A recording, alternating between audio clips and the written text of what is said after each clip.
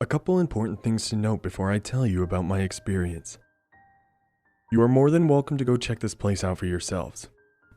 Do a quick Google search of Diamond Fork Hot Springs, Utah, and you'll get hundreds of results telling you exactly how to get there. For those of you that are curious, it is about an hour-and-a-half drive from Salt Lake City. I would not, however, recommend that you go by yourself or at night. Another important thing to know is that where my experience took place and the land surrounding it has a significant history, especially related to Native Americans. Unfortunately, much of the recorded history is about an exceptionally bloody conflict between these Native Americans and early settlers. Just a couple examples are Black Hawk's War, the Provo War, and Walker War. I also wish it to be known that I am quite fond of Native Americans and what I know of their culture, and I have absolutely nothing against them. In fact, I have several close friends that have Native American heritage. I do not mean to offend or accuse by telling my experience, and I mention this side note only because of the possible link between my experience and the various legends about so-called skinwalkers. I will provide the facts, and you can make of it what you like.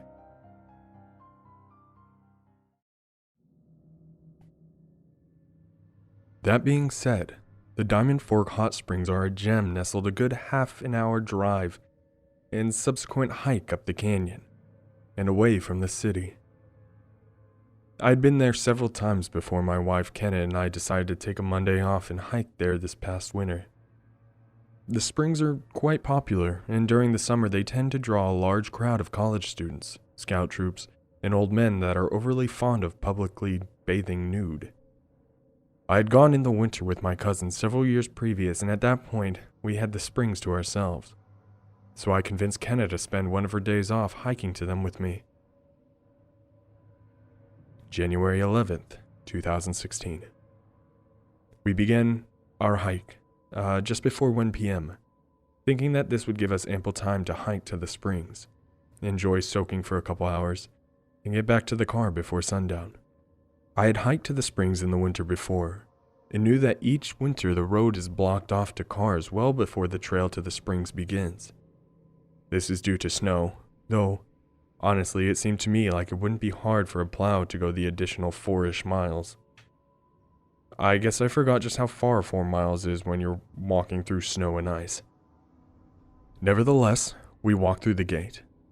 The road was still open to hikers/snowshoers, and began our hike.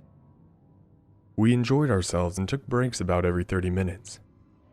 Each break, thinking that the trailhead must be just around the next bend in the road. Shortly before our first break, I noticed a hole. Cave would be too generous a term, in the side of a mountain to the left of us. It was obviously a man-made hole, as it was covered by a section of chain-link fence, but it still perked my curiosity. It was only about 30 feet from the trail, so I told my wife I'd like to check it out, and she happily came up with me. Upon further investigation, we found that it was not much more than a boring hole. We used our flashlights to shine as far back into the hole as we could, but all we could see is some abandoned piping. After taking another 5-minute break, we continued on further into the canyon. We walked, and walked, and walked. The time wore on, and much earlier than we would have liked. Our feet began to ache. I was beginning to regret insisting that we go on this adventure when we finally turned around a bend and saw the bridge that marks the trailhead. With newfound energy, we rushed over to the sign with information about the various trails. At this point, it was about 3, and I was beginning to become a bit concerned about having enough light to make it back before sundown. But we were already this far, and we weren't going to turn around before spending at least some time soaking in those springs.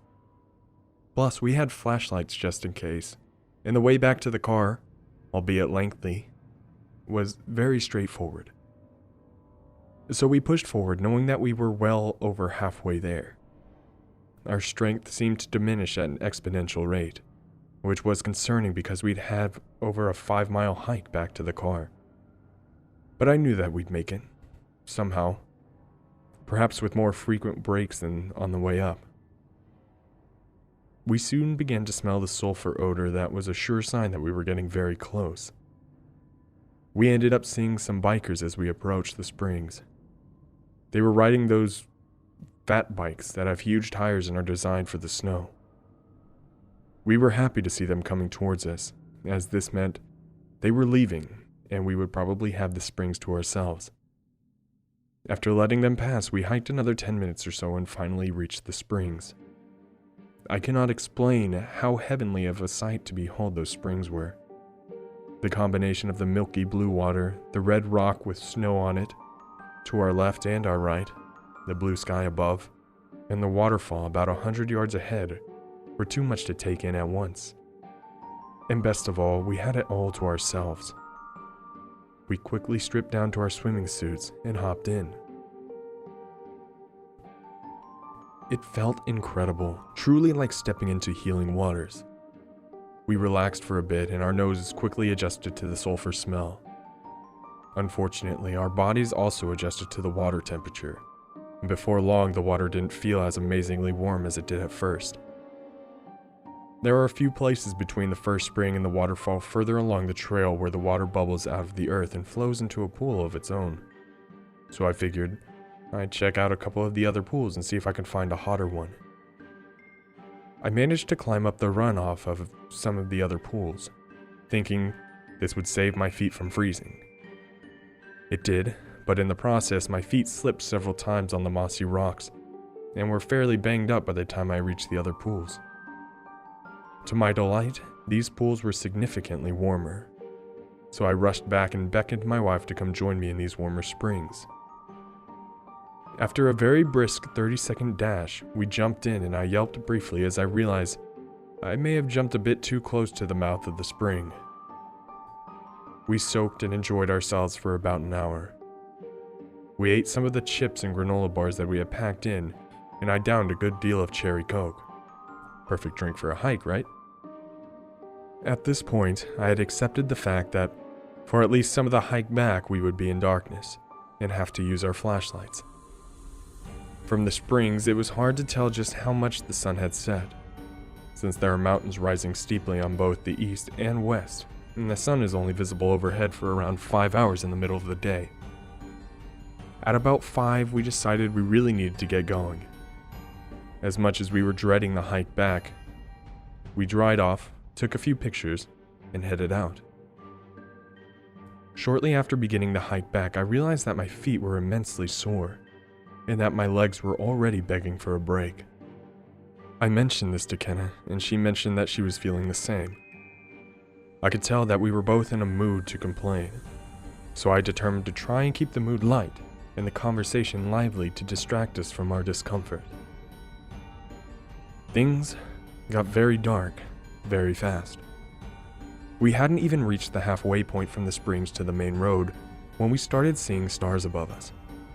We had a couple flashlights with us, but I figured we should put off using them as long as we could, since I had just grabbed them from my parents' house and had no idea how long they'd last.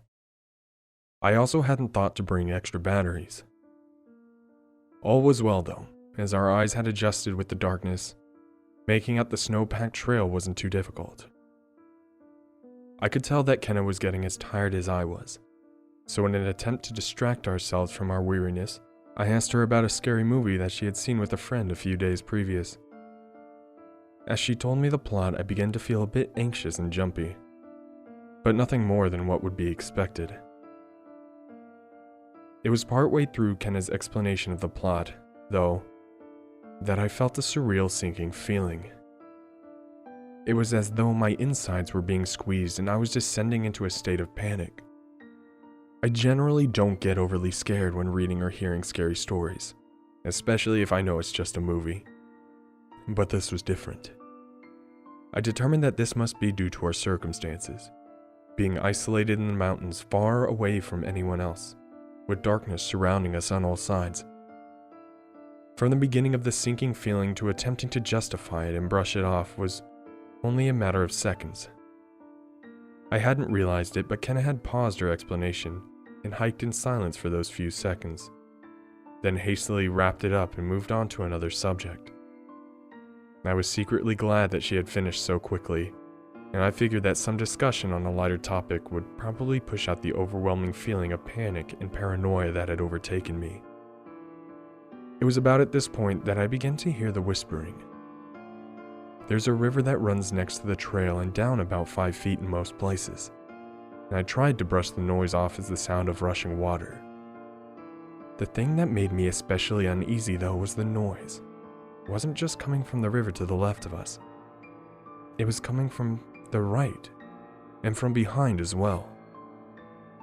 Kenna had gone silent, and again, I hadn't paid much attention, as I was quite distracted by the noises. They started out very quiet, almost too quiet to even notice over the sound of the river, and slowly grew louder. They never grew loud enough to completely get rid of the doubt that they were actually there, but I was sensing a change in Kenna's disposition as well. Shortly thereafter, she said my name, which nearly made me jump out of my skin, and asked if I'd be okay taking a break. I tried to appear calm and said I would, though the feeling of panic was still as strong as ever. It seemed to scream that we needed to get away from where we are now. We sat down in the snow and didn't talk much. I think I mentioned something about how we must be getting close to the road, and that then at least we'd be on a wide paved road rather than this thin dirt trail. I didn't dare ask Kenna if she was feeling or hearing anything, in part because I didn't want to sound like the scary movie plot was getting to me, and more in part because I didn't want her to confirm that the weird stuff going on wasn't just inside my head. Unfortunately, the whisperings hadn't stopped while we rested. In fact, they seemed more real than ever. I was getting antsy and again anxious to at least be making our way towards the car and ensure safety. I suppose it was more desire to be making our way away from whatever was behind/around us. At this point, I began to shiver, and pointing this out to Kenna, I suggested we keep pushing onward. I knew that I wasn't too cold, at least not cold enough to make me shiver like I was. Put simply, I was overwhelmingly terrified of the darkness around us and what it contained. We hopped up and continued onward. All the time I was hoping and praying that we would see the bridge marking the trailhead and at least make it off of this dirt trail and back onto pavement. I knew that we would have a several-mile walk back to the car after crossing the bridge, but there was something comforting about the thought of being on a wider road. As we came upon a rather steep part of the trail, recognized as a landmark that was very close to the bridge, I decided we should pull out our flashlights for this portion. I didn't want either of us slipping on ice or tripping on a root and falling into the river below, and among whatever else might be down there. We each took a flashlight, and I decided to go behind Kenna just in case she started sliding backwards. As we started climbing up, I looked down at the path and noticed the strange tracks that the bikes had left in the snow. I also noticed some other strange tracks that were going around and over the bike tracks. It looked like a small party of people with bare feet had gone through with a pack of large dogs.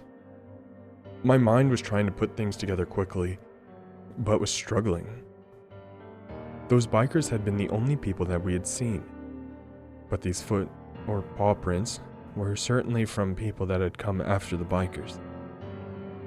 Another strange thing was that these prints were not only on the trail, but were left deep in the snow to either side, seeming to go off in random directions.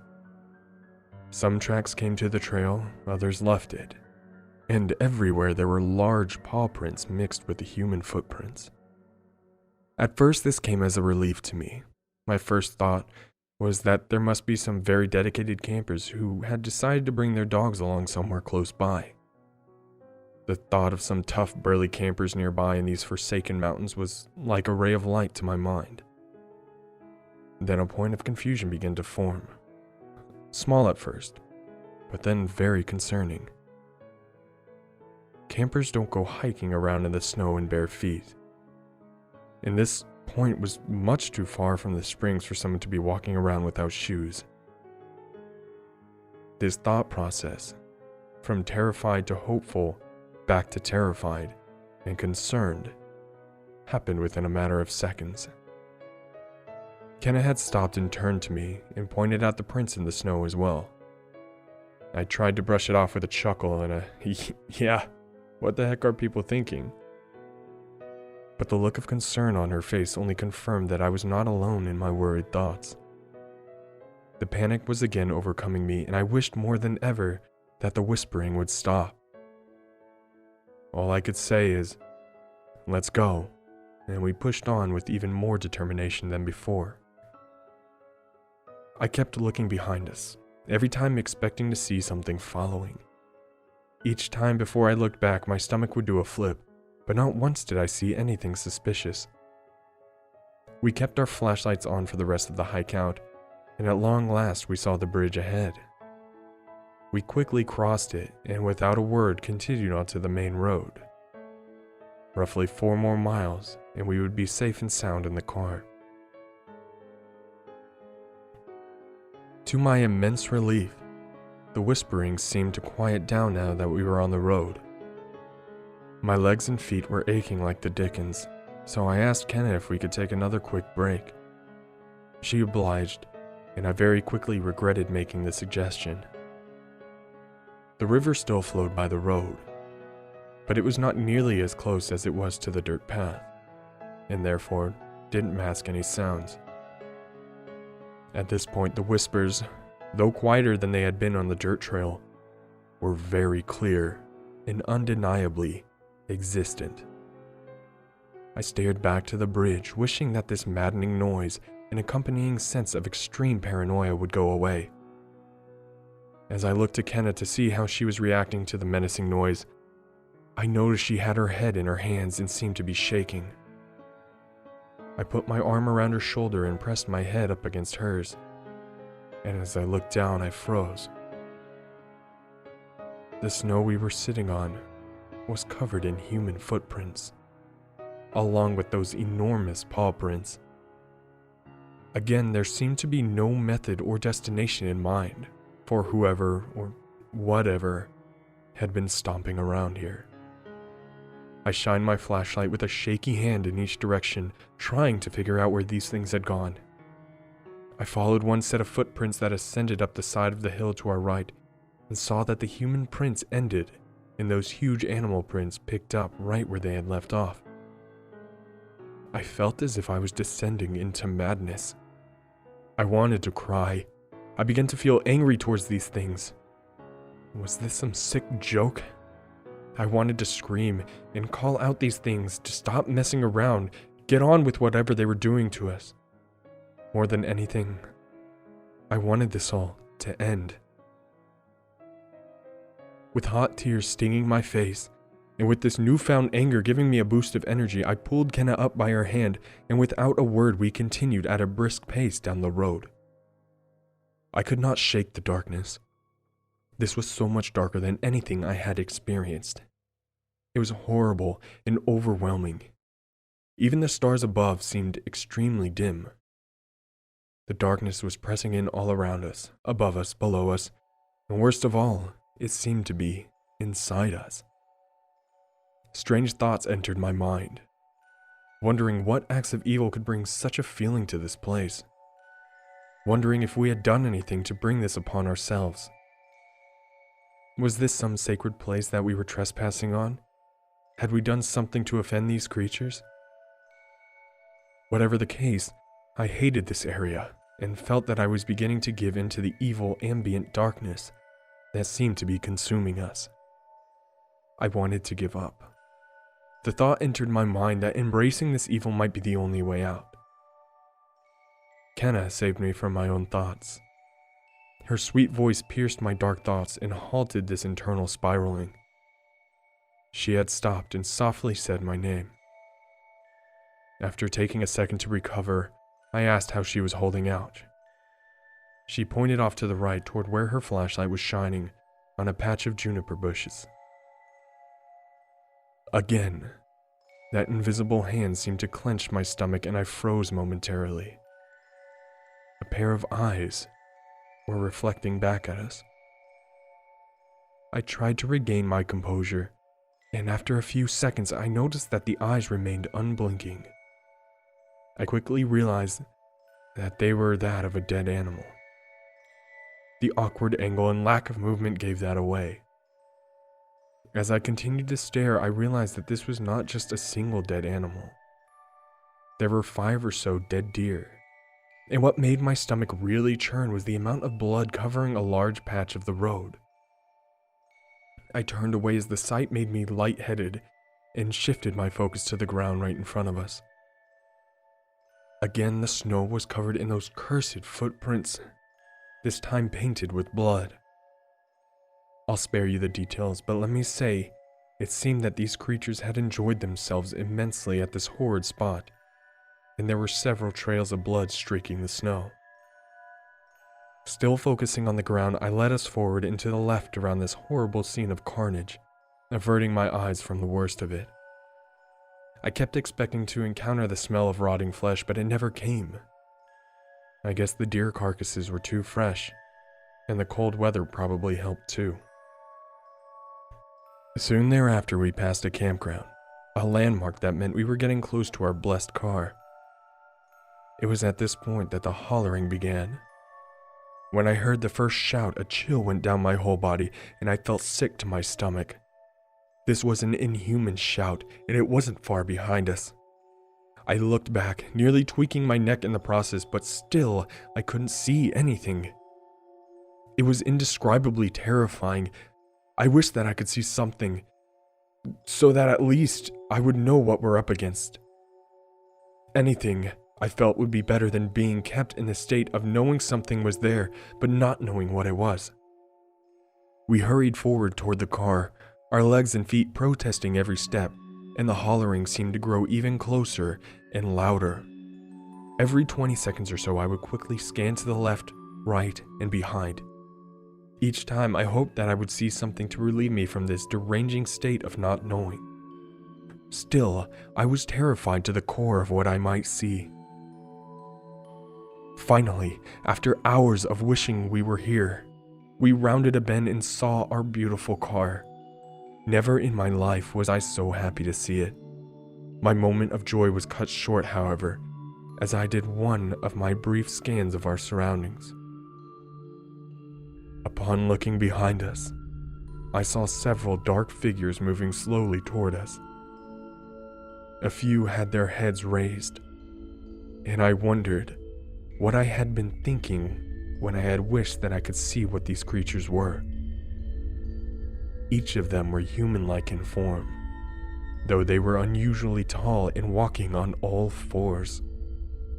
They were all covered in thick, reddish-brown hair and had bright, red eyes that reflected perfectly in the dim light of my flashlight. I will never forget those eyes. What terrified me to the very center and still haunts me to this day is the expression they all wore. Each that had their head up was staring right at me as they slowly crawled forward, and they were each wide-eyed, wearing a toothy grin. It felt as if they were boring inside me with their stares, and I was certain we were going to die. At this point, I wasn't afraid of death. I was instead terrified of what the alternative would be once they caught up to us. I could see an excitement and twisted joy in their faces, as if they were playing a favorite game of theirs, feeding off of our terror. And oh, how I wish I could describe the blackness that surrounded them. It was a blackness that was felt as much as it was seen. It was horribly fascinating, almost even enticing, but those terrifying creatures were so vile that at no point did I consider moving even an inch toward them. At this point, I nearly went berserk. Luckily, Kenna hadn't looked back yet and was marching faithfully on toward the car, When I finally unrooted myself from the spot and found my voice, I cried out to Kenna to run and not look back. I had caught up to her at this point, and she turned to look at me and possibly behind. I screamed, "Don't!" and she seemed startled by my state of near insanity. She looked forward toward the car again, and we both sprinted straight for it. Adrenaline overcoming the weariness, we jumped in, slammed the doors. I fumbled with the keys and let off the clutch quicker than I intended, nearly killing the engine. The darkness seemed to be thickening by the second. As I unintentionally peeled out, flinging mud and snow all over, Kenna turned around and screamed. I looked in the rearview mirror and saw the creatures mere feet from our car. Their sick faces were ecstatic with excitement, and their wide grins made me shout and put the pedal to the floor. Soon we were zooming along the canyon at about 40 miles per hour. Very dangerous for such a small, winding road. And somehow these fiends were keeping up with us. Everything about them was incredibly unnerving, from their horrible gallop to those perverted smiles. I prayed that we would reach a straightaway where we could go faster and perhaps, by some miracle, outrun these beasts. Out of the blue, the darkness seemed to lift. The stars shone more brightly than they had all night, and I was overcome with relief. I looked in the rearview mirror and saw the creatures, now far behind us, leaping up the sides of the hills to our left. It was still a sickening sight, but somehow I knew that they were done toying with us at last. We drove in silence for several minutes until we reached the highway. What a sweet relief it was to see other humans. Seeing the warm glow of their headlights was like walking up to a hot fire after being cold. I turned to Kenna and saw that she was crying, and I in turn began to cry. We cried and hugged, but remained silent as we sat there next to the highway. There was nothing to say at this point. Shortly after getting back on the highway, I noticed I was quite nauseous and shaky. I pulled over and threw up, and felt much better afterwards. At long last, the paranoia left me, and I felt like a new person.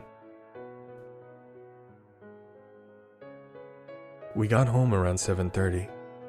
We turned on all the lights, shut and locked the door, and stayed up all night.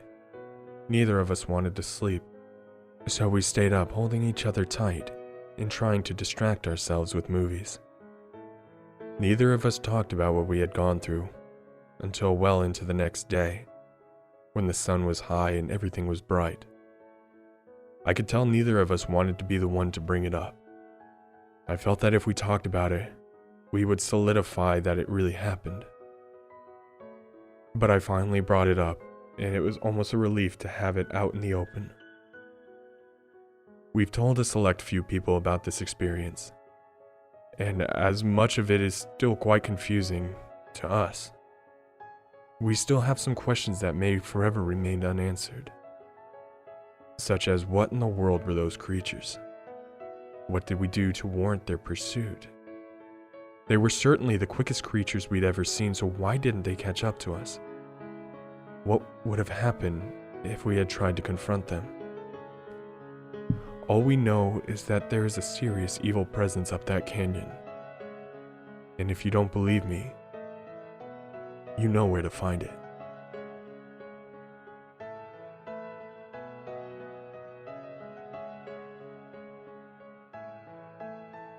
Well, ladies and gentlemen, I hope you enjoyed that creepypasta. If you did, please make sure to hit the subscribe button down below, along with the little bell so you get notified every time one of my videos pops up. Remember to hit that like button and leave a comment down below on what I should read next. And, as always, ladies and gentlemen, have a terrifying evening.